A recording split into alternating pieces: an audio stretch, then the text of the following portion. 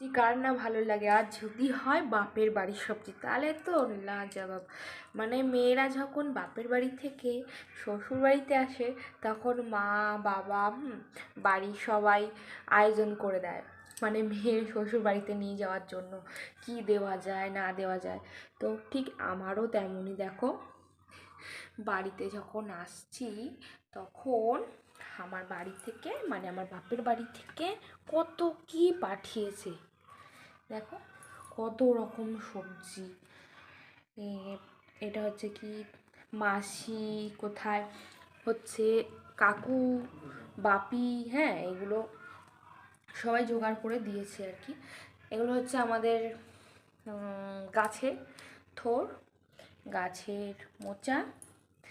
এই দেখো সাদা বেগুন, দেখেছো?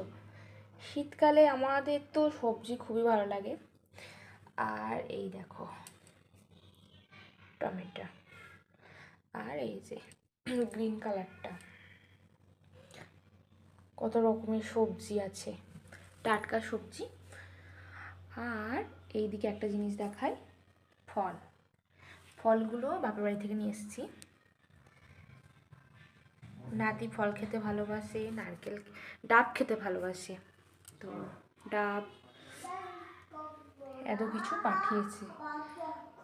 আর তো ভিডিওটি ভালো যদি লাগে লাইক কমেন্ট করে দিও, টাটা।